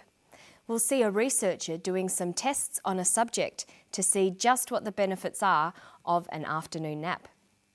Researchers at Flinders University say a short sleep in the mid-afternoon could actually increase a worker's productivity. Each subject performed a series of tests before and after their mid-afternoon sleep. Some subjective tests of alertness, fatigue, vigour, and also some cognitive performance tasks, some which are pencil and paper and some that are done on the computer, and also an objective measure of alertness, which is how long it takes someone to fall asleep. So if it takes them a long time to fall asleep, that would suggest that they're quite alert, and a short time to fall asleep would mean that they're quite sleepy. Do you think you were asleep?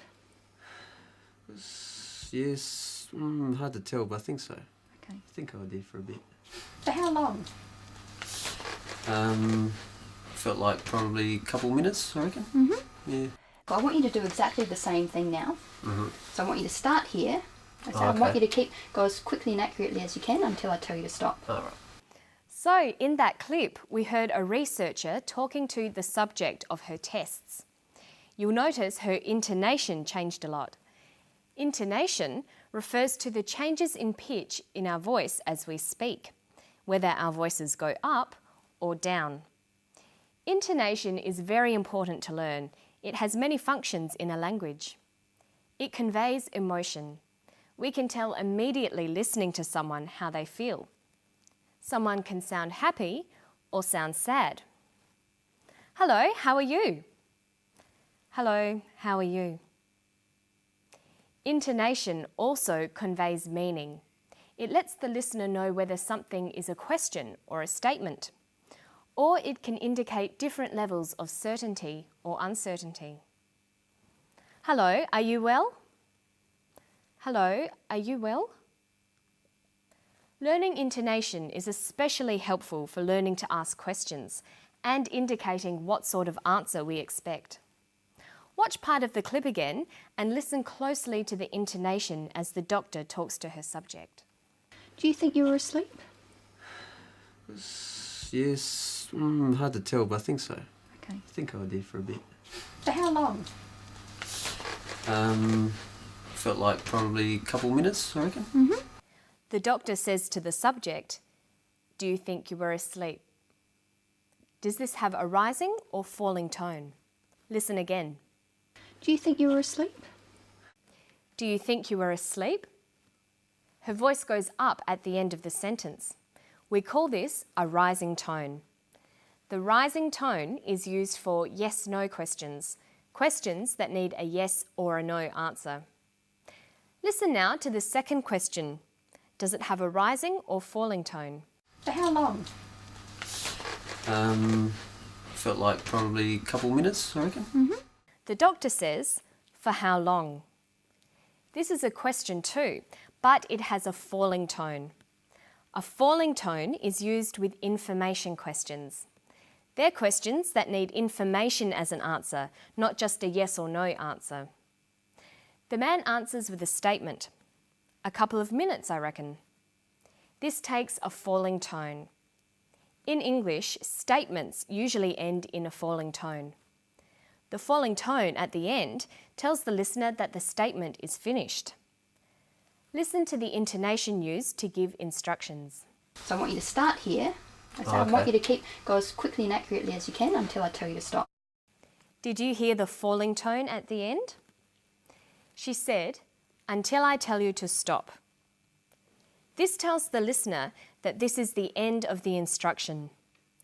So let's look at when to use rising and falling tones again. A rising tone is used at the end of yes-no questions and a falling tone at the end of information questions. Falling intonation is also used with statements. These are very general rules, but they can help you to work out what you as a listener are expected to say and can help you as a speaker to convey your meaning. Now let's look at one last example of intonation. Listen to what happens when we have a list in a sentence. Here's a very complicated list. Some subjective tests of alertness, fatigue, vigour, and also some cognitive performance tasks, some which are pencil and paper and some that are done on the computer, and also an objective measure of alertness, which is how long it takes someone to fall asleep. So she uses a variety of intonation. She uses rising and falling tones, and a tone that's neither rising nor falling, just a flat tone for the items in the list. This tells the listener that she hasn't finished her list of tests. And then, for the very last item in the list, how long it takes someone to fall asleep. She uses falling intonation. This is how we know the list is finished. We generally use falling intonation for the last item in a list. So you can see there are some rules for intonation, but of course it varies according to the situation and our attitudes to the topic. Okay, so when we're talking, we use intonation, pauses and body language to convey meaning. But what about when we're writing? Well, we need to use punctuation. Let's start with one of the most common but difficult punctuation items, the comma. Commas are used to help readers understand the exact meaning of a sentence. They're like pauses in speech. A comma in the wrong place can give the wrong meaning to a sentence. For example, look at these two sentences. Stop, Jane. Stop, Jane. In the first sentence, the comma shows where there is a pause in speech. Stop, comma, Jane. And this tells us that the speaker wants Jane to stop. In the second sentence, there is no pause and no comma. Stop, Jane. With no pause, we know that the speaker is telling someone else to stop Jane. Let's look at some rules about using the comma. First, commas are used to separate items in a list. Look at the way commas are used here. Some subjective tests of alertness, fatigue, vigour, and also some cognitive performance tasks. Okay, so notice that when we write down her speech, we put commas where she uses pauses, and we use intonation to separate the items in a list. We write alertness, comma, fatigue, comma, vigour. We read this as alertness, fatigue, vigour. Adding a comma between items in a list tells us clearly how many different items there are. A second use of commas is to separate clauses in a sentence.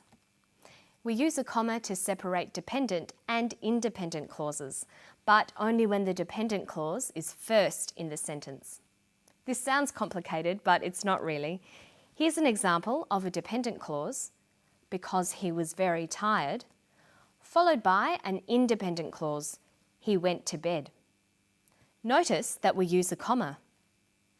Because he was very tired, comma, he went to bed. But let's swap the clauses around. He went to bed because he was very tired. In sentences like this, with the independent clause first, we don't need a comma. Listen to the different way they read out, and you can hear why.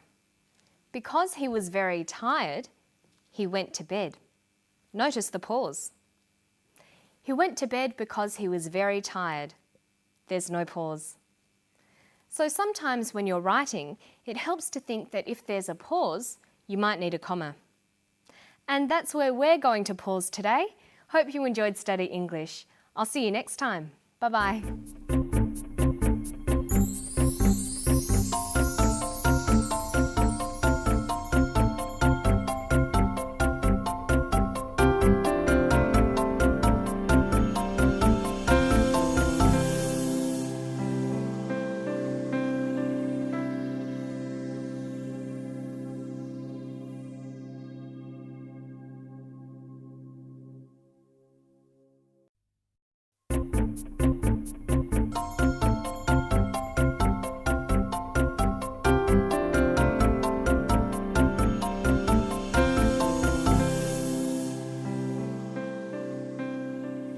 Hello, welcome to Study English IELTS Preparation.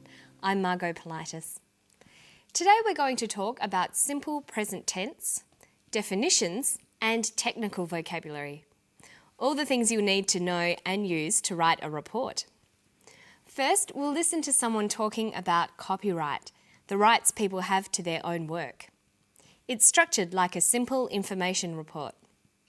Copyright's a passion of mine.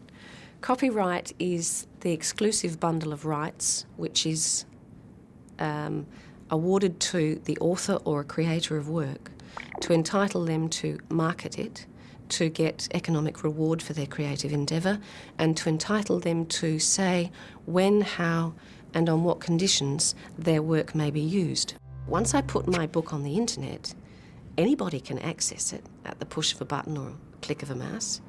Anybody can download it, copy it, and transmit it without my knowledge, without my consent, 100 times over to every country in the world without me knowing. There is a misconception about work which is submitted to the internet, and it's that if you've given it to the internet, it's gone to a public domain, therefore anyone can use it as they will, when they will. And that is a very seriously ill-founded misconception. The fact that you submit work to the internet does not affect your legal rights in relation to that work. Okay, so we heard Celine McInerney present an information report. An information report presents information about a subject. Its purpose is to classify and describe a subject using a range of facts. The subject is usually a general topic or area rather than a specific person or place. For example, the general subject of today's information report is copyright. But whatever the subject, there are a few common features that all information reports have. You might notice that the report is in the simple present tense. Listen again. Once I put my book on the internet, anybody can access it at the push of a button or a click of a mouse. Anybody can download it, copy it, and transmit it without my knowledge, without my consent, 100 times over to every country in the world without me knowing. The simple present tense is used in information reports to describe qualities and features of the subject. This is one of the key features of an information report. Let's look at some other key features. Information reports often begin with an opening statement that introduces the subject. This is the topic sentence. Listen to Celine's first sentence.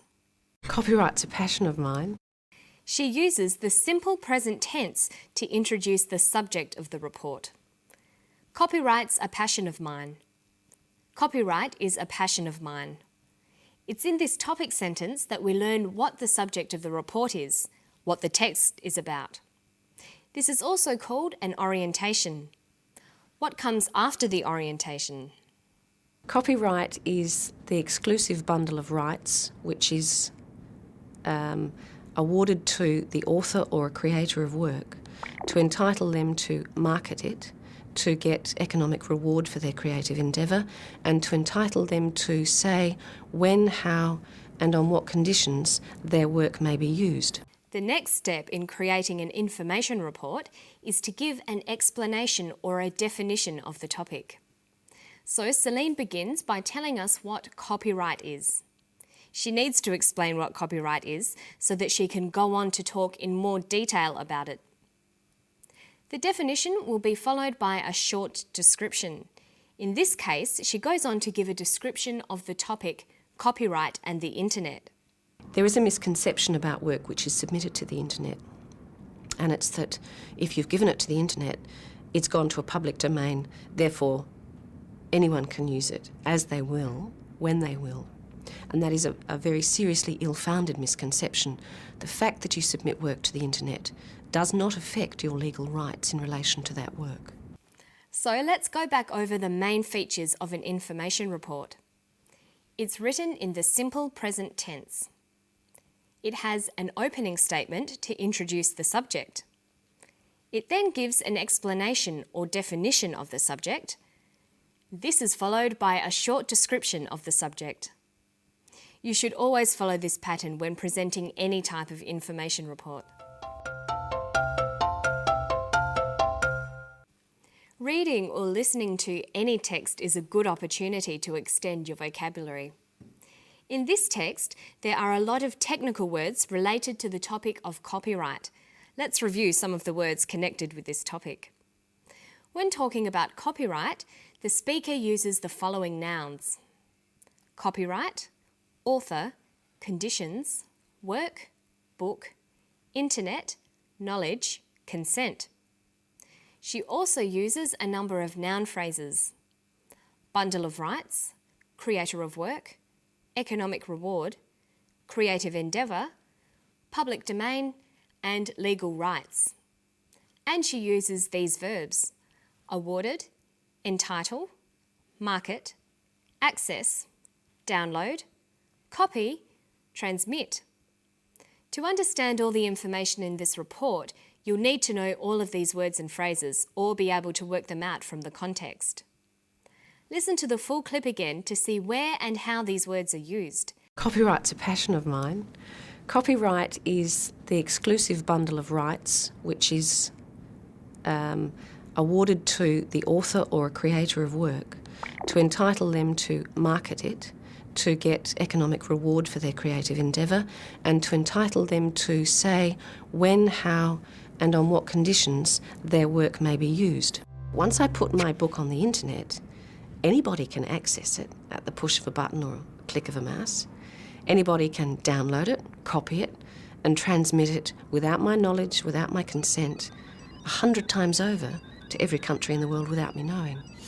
There is a misconception about work which is submitted to the internet, and it's that if you've given it to the internet, it's gone to a public domain, therefore anyone can use it as they will, when they will.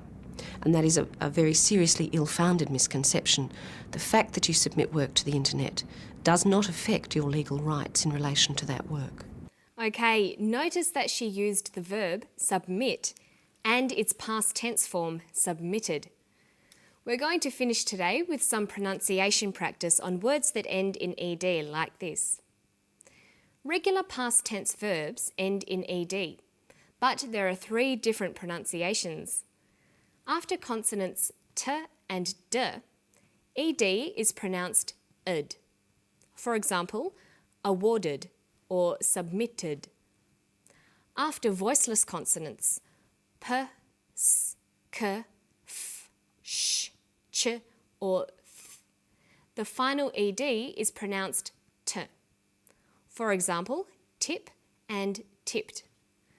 But after voiced consonants b, g, j, l, m, n, z, v, v, and ng, plus all vowel and diphthong sounds, the final ed is pronounced d. For example, we have fill and filled. Here are some more examples. Measure becomes measured. Direct, directed. Dip, dipped. Pick, picked. Drain, drained.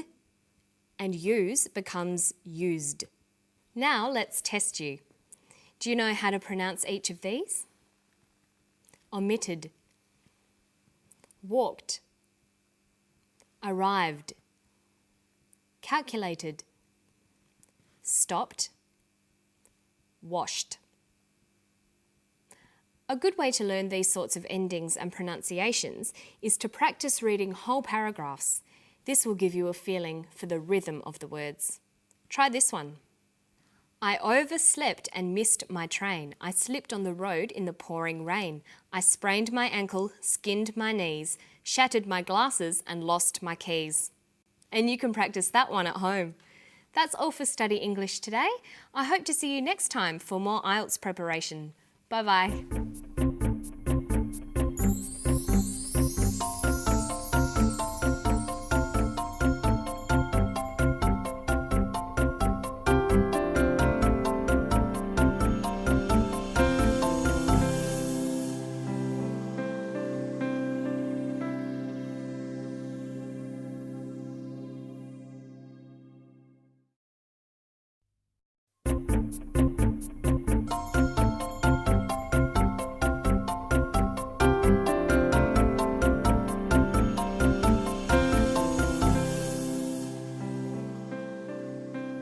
Hello and welcome again to Study English, IELTS preparation. I'm Margot Politis. Today we're going to look at classification, how things are sorted into classes or groups. We'll listen to an archaeologist talking about artefacts, things left behind from the past, and what sorts of groups they belong to. And we'll finish by doing some pronunciation practice on final S sounds. Well, these are all artefacts from the cesspits at Castleton Place, and there's a real assortment of different types. Some of the artefacts we've got relate to, the leisure time activity, the pastimes that people might have had. There are some gaming tokens. This is a lead disc with a horse figurine on it as well. It would have been used as some sort of betting token. The dice there, the bone dice as well. There's a couple of dominoes. One's made out of bone, one we think's made out of slate. Some of the other pieces, we've got a lead rifle that would have been a part of a child's toy soldier set. Yeah, these bones again from the cesspits at Castleton, and quite clearly it's been cut. These aren't natural breaks at all. Right. These are what we refer to as butchering marks. So we're not just learning what sort of animals were being eaten at Castleton, we're also learning about the cuts of meat that were being provided, whether it's been done locally by the individual house owners or whether they're going to a local butcher. I think the artefacts from Castleton Place and the other results of the archaeological process are important because they give us a really rare insight into the way Melbourne operated in its early years. The speaker, Jeremy Smith, is discussing the artefacts he's found in Melbourne. Let's look at how he classifies or sorts out these artefacts for us. First, the opening statement tells us what is being classified. This is an orientation. Then the things are classified according to certain criteria. They're put into groups. Finally, at the end of the classification, there's a summary or a comment on the groups and their significance. Let's listen to Jeremy's opening statement or orientation. Well, these are all artefacts from the cesspits at Castleton Place, and there's a real assortment of different types. So the topic of this classification is the artefacts from Castleton Place. We are told that there is a real assortment of different types. From this opening statement, we would expect the rest of the passage to be about the different types of artefacts found there. And that's exactly what's given. Listen to how the first type is introduced. Some of the artefacts we've got relate to, the leisure time activity, the pastimes that people might have had. The first category is of artefacts relating to leisure time activity or pastimes. This is the first group or class of the classification. To make this clearer to the reader or listener, he could have used signals to show this was the first category. He could have said, firstly, we have artefacts that relate to leisure time activities. What's the next group? Some of the other pieces, we've got a lead rifle that would have been a part of a child's toy soldier set. So the second category is children's toys. Again, he could have introduced this by saying second or secondly. Secondly, we have children's toys. And what about the third or final category? Yeah, these bones again from the cesspits at Castleton, and quite clearly it's been cut. The third category is to do with bones, evidence of what people ate. So thirdly, we have bones. So after describing the different classes or groups, Jeremy summarises by saying why the artefacts are important. I think the artefacts from Castleton Place and the other results of the archaeological process are important because they give us a really rare insight into the way Melbourne operated in its early years. This is a summary statement. He finishes by giving a comment on the importance of the classification. Here, he is saying the artefacts are important because of the rare insights they give us. They show what life was like in Melbourne many years ago. Okay, and now to something completely different, the pronunciation of the letter S at the end of words. But first, let's look at when you'll find an S on the end of words. Well, firstly, there's the natural S. Some words always end with an S. Secondly, the letter S is added to plural nouns. Thirdly, it's added to third-person singular verbs in the present tense. And finally, it's added to the possessive pronoun it and possessive nouns. Okay, so there are lots of times when you'll see an S on the end of words. For words where it's added on, it has 3 different pronunciations. Let's classify them. The first pronunciation of the final S is is. It's pronounced this way after sounds such as s, z, sh, ch and j. Listen for an example in the passage. Some of the other pieces, we've got a lead rifle that would have been a part of a child's toy soldier set. Did you hear it? The example was pieces. Pieces. The S on the end is pronounced z because it followed an S sound. Other examples are buzzes, wishes, churches, judges. The second way S is pronounced at the end of a word is s. It's pronounced this way after voiceless consonants. P, t, k, f and th. Some examples from the text are artifacts, types, breaks, marks and cuts. The rest of the time, that is after voiced consonants such as b, d, g, l, v, v, n, and after vowels and diphthongs, the final S is pronounced z.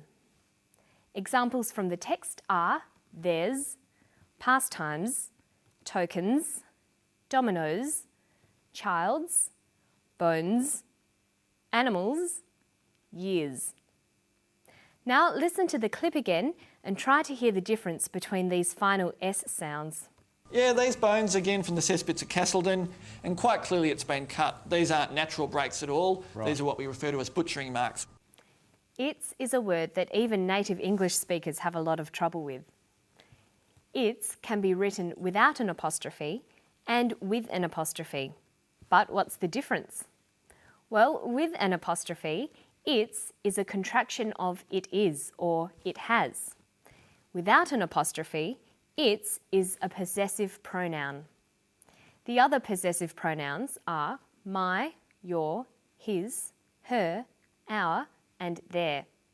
These are used to show possession. For example, is that your dog? What is its name? Remember that possessive pronouns never have an S added to them, but possessive nouns do. Is that Simon's dog? Apostrophes can often cause trouble for English language learners. They're used with contractions and with possessives. Don't ever use an apostrophe to make nouns plural. There are many students at school. Not, there are many students at school.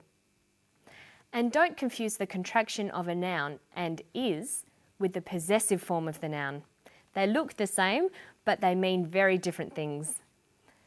Mary's dog is ill means the dog that belongs to Mary is ill. Mary's ill today means Mary is ill. Here, Mary's is a contraction of Mary is.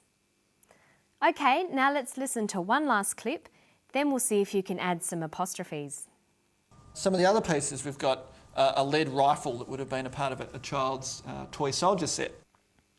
He says, some of the other pieces we've got are a lead rifle that would have been part of a child's toy soldier set. We've is a contraction of we have, so that needs an apostrophe. Would've is a contraction of would have, so that needs one too. And the last one? A child's toy soldier set. The toy soldier set belongs to the child. It's a possessive S, so that needs an apostrophe too. And don't forget to practice your pronunciation and punctuation at home whenever you can. You'll get the hang of it quickly, I'm sure. And thanks for joining me for Study English, IELTS preparation. Bye-bye.